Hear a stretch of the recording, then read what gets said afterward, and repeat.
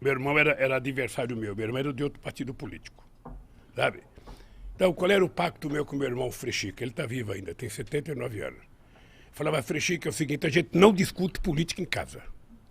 Quando a gente se encontrar, é pra gente conversar de outras coisas. É pra sabe? ser irmão. E não discutir. Ele era do Partidão e eu era do PT. Mas às vezes Mas não fora dava de uma casa, discussão, vocês- Não, lá em casa a gente não discutia. Não discutia. Porque senão você não vive bem. Você tem que separar os lugares que você, sabe, pode falar de determinadas coisas. E eu e ele vivemos bem. Até hoje ele que me colocou no movimento sindical, ele que me levou, sabe? Eu não gostava do sindicato, eu odiava o sindicato. Por quê? Chato. Porque eu era despolitizado. Você sabe que ser despolitizado é moda, né? Ser ignorante é moda no governo Bolsonaro. Quanto mais ignorante, mais moda. Melhor.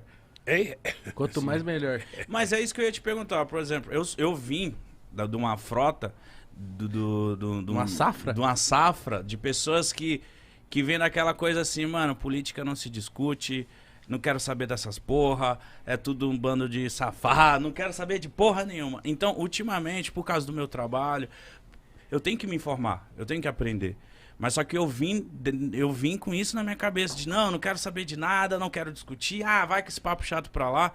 Por que você acha que no Brasil tem muitas pessoas que têm esse posicionamento de tipo assim, mano, eu não quero saber nem do Lula, nem do Bolsonaro, nem de ninguém. E aí acaba que a pessoa não serve pra nada também, né? Se ela não se posicionar e etc. Ô, Mitica, eu vou te contar uma história minha.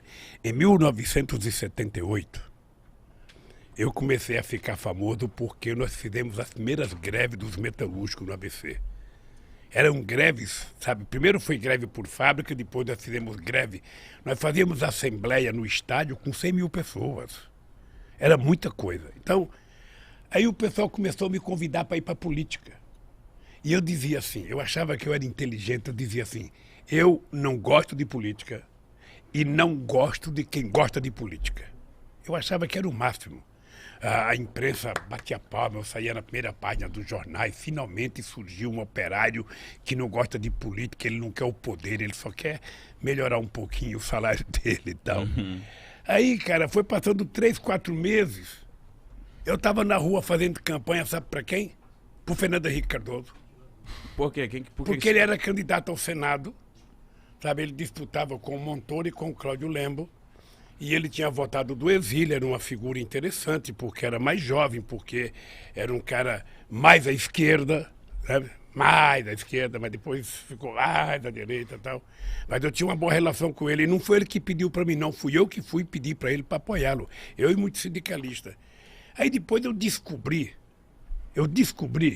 que se a gente não cria um partido político, a gente estava ferrado. Porque você nunca pode esperar que alguém faça por você aquilo que você mesmo tem que fazer. Então você fica esperando que o Congresso Nacional aprove as coisas boas para o país. Você já parou para analisar quem é que está no Congresso Nacional?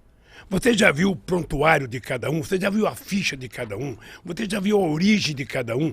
Se você não vê isso, você não vai saber votar. Se você não vê, você vai votar equivocadamente. É como se você fosse colocar uma raposa no seu galinheiro achando que a raposa vai engordar as galinhas. Não vai, vai comer as galinhas. Então eu descobri que era preciso fazer um partido. Descobri porque eu fui no Congresso brigar para não aprovar uma lei. E quando eu cheguei lá, eu percebi que não tinha nenhum trabalhador. Aí então eu comecei a fazer política, sabe? Eu fui gostando da política, fui gostando, e eu achei que era o caminho. Se você está descontente com alguma coisa, é através da política que você vai mudar. Sabe? Então você tem que participar, você tem que saber como participar. Sabe? E quando eu digo isso, ô Mitica, eu digo o seguinte, veja, eu não acho que um artista, eu não acho que um cara tem que dizer eu voto em fulano, eu voto... não tem que dizer nada, ele tem que ser profissional, fazer o programa dele, dizer o que ele bem entender. Ele é político na hora que ele vai votar, a não ser que ele queira assumir publicamente a tarefa. E eu então fui. E depois, você pensa que eu imaginei ser candidato a vereador uma vez? Nunca me passou pela cabeça. Mas quem te incentivou de você virar um candidato a vereador? Veja, eu não fui vereador. Eu fui candidato a deputado a governador de São Paulo em 82. Eu, Franco Montoro, Reinaldo de Barros, Cláudio,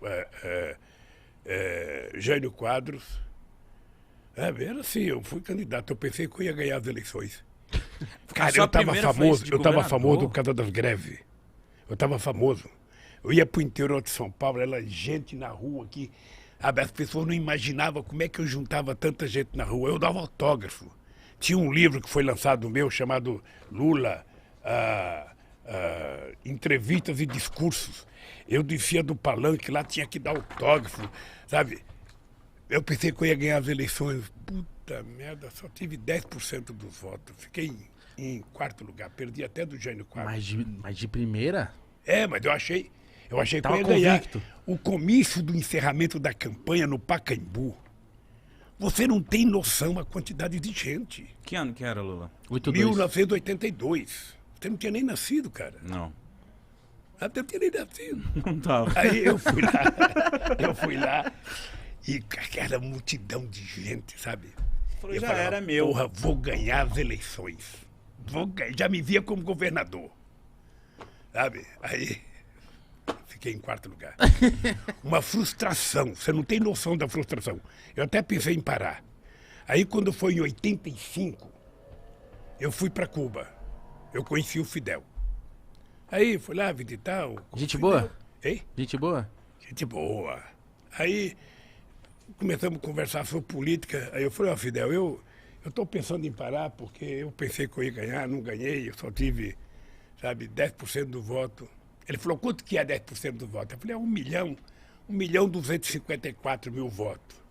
Ele falou assim para mim, ô Lula, não existe na história da humanidade nenhum operário metalúrgico que já teve 1.254.000 votos, cara. Você teve uma puta de uma votação, para com esse negócio de que foi derrotado, não tem. Aí eu falei, pô, eu sou bom. O Fidel falou, então... Sabe, então foi muito bom, porque isso me deu coragem de entrar na política, eu fui aprendendo. Era muito chato, porque eu imaginava que todo trabalhador ia votar em mim. Sabe, eu falava, bom, eu sou trabalhador, sou do Partido dos Trabalhadores, todo trabalhador vai votar em mim. Puta, eu ficava nervoso, mais nervoso. Eu ia fazer comício nas estradas, chegava, sabe, nos corta. A classe média, sabe, apoiava a gente, batia palma, sabe, nas universidades, todo mundo. Mas quando eu passava nos caras que estavam colhendo algodão, cortando cana, aí eu ia fazer passeata aqui em São Paulo, no centro de São Paulo. Aí quando tinha um trabalhador trabalhando numa construção na Casa Civil, todo mundo, Lula, Lula, um trabalhador. Aí mandava eu levantava a mão, cara. Mas por que você acha que você não era popular com os trabalhadores nessa época? Não, é porque é o seguinte, o povo não tinha o hábito de fazer política. Política era uma coisa estranha. Esse é um país em que demorou. A mulher só foi ter o seu primeiro voto em 1934 porque ganhou na justiça. Esse é um país que só votava dono de proprietário de terra, gente alfabetizada e gente que tinha conta até de 200 mil réis. Pobre, analfabeto e peão de fábrica jamais votava. Aí o pessoal também falava, pô, esse Lula é um analfabeto igual eu, porra, por que eu vou votar nele? Ele não tem condições.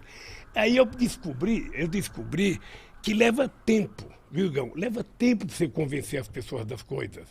Aí é um trabalho de muito debate, de muita discussão. Quando eu passo num lugar que eu vejo um cara ser contra a política, eu não acho ruim.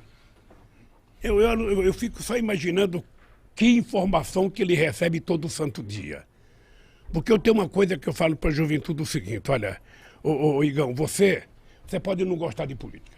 Tá? Você pode dizer, eu não gosto de política, política é tudo ladrão, Lula é ladrão, sabe, Haddad é ladrão, Fernando Henrique Cardoso é ladrão, Bolsonaro é ladrão, Dória é ladrão. Você pode dizer tudo o que você quiser. Mas mesmo você pensando assim, você pensa o melhor para o seu país, você pensa o melhor para o seu povo, você pensa o melhor para você. Então, se você acha que todo mundo não presta, você tem que decidir escolher um cara que presta. E esse cara que presta não é os outros, é você, cara. Então, coloca o político que você tem dentro de você para fora e seja você o político decente, sabe, porreta, sabe, que você quer. Não tem outro jeito. Você não pode querer que eu seja a pessoa que você quer que eu seja. Não, eu sou eu. Agora, se você quer um cara top, Aí é você, Mitico, é você, Igão. É assim que se faz as coisas. A política no Brasil não dá certo porque as pessoas não têm compromissos ideológicos. As pessoas são eleitas porque são eleitas. Mas eu acho, ó, por exemplo, se eu me candidatar, vou falar, rapaziada, a gente fez uma fama bacana aqui com o Podpah, a galera já me conhece um pouco. Vou falar, galera, ano que vem eu vou quero virar deputado, sei lá. A galera já vai me olhar com outro olhar, sabia, Lula? Vai falar assim, ih, mano, então ele criou o Podpah só pra ganhar voto, esse filho da puta. Já vai me olhar com outro olhar, esse cara entendeu? que pensa assim, é verdade, ele vai pensar assim. E é normal que ele pense assim. Porque a vida inteira na política se tirou proveito da inocência do povo. Sim. Eu morava na vila, quando eu fui morar no Parque Bristo, chegava em época da eleição, eu morava numa... Se você for na ribanceira que eu morava, você nem sai hoje se chover. Eu morava numa ribanceira que quando eu saía para trabalhar, eu colocava galocha. Você não sabe o que é galocha? Galocha é uma bota de borracha. Eu colocava aquilo para poder atravessar no barro, chegava na padaria, tirava minha galocha, embrulhava no jornal, colocava embaixo do braço, ia trabalhar. Quando eu na fábrica lavava, quando eu voltava, chegava na padaria, colocava a galocha. Eu morava num lugar desgraçado, cara. Quando chegava na época da eleição, aí aparecia lá, os caras colocavam poste na rua, sabe? Jogando poste, ia jogando guia, ia jogando sarjeta, vai melhorar a rua. Aí o povo votava naquele palhaço lá. Aí quando passavam as eleições, passava um caminhão recolhendo as guias, recolhendo os postes. Então o povo está acostumado a isso, então é normal. Mas você tem que convencer as pessoas por que você quer ser deputado. O que você pretende fazer lá? Faça um programa e apresente para o povo. Eu quero ser deputado porque eu quero fazer isso, isso, isso e isso. Se eu não cumprir, eu desisto. Faça uma coisa séria que você vai ver como é fácil fazer. Sabe, agora você pega um cara de televisão, o cara fica falando bobagem o dia inteiro na televisão, faz bobagem, bobagem, bobagem, e fala, eu vou ser candidato. Aqui em São Paulo nós temos alguns que vocês conhecem. Eu não vou falar o nome porque eu não quero falar o nome de ninguém. Mas aqui vocês conhecem muitos em São Paulo. Aqui tinha programa de rádio de cara famoso, sabe? Afonado Jazade, Gil Gomes, esse acho que não existe mais. Sabe? Que passava um ano, fazia sucesso, todo mundo era candidato. O que fizeram como deputado? Nada. Então você tem que exigir compromisso. Se você quiser um dia ser candidato, não seja candidato porque você quer ser deputado. Você tem que ser candidato porque você tem alguma coisa que você acha que é sério para fazer e você tem que colocar isso no papel e mostrar para o povo, olha, eu quero fazer tal coisa. Sabe, por exemplo, se não tiver compromisso, aí você elege só fazendeiro, você elege só empresário.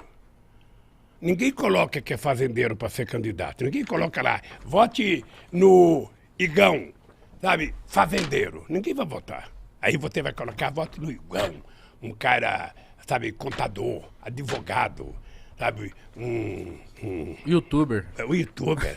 Aí ninguém vota, não. Mas não sabe o que você pensa ideologicamente. Sim. É preciso a pessoa dizer o que pensa, Sim. de que lado ele está, quem que ele vai defender. Esse dia eu vi uma coisa fantástica. O quê? Uma catadora de papel em Brasília.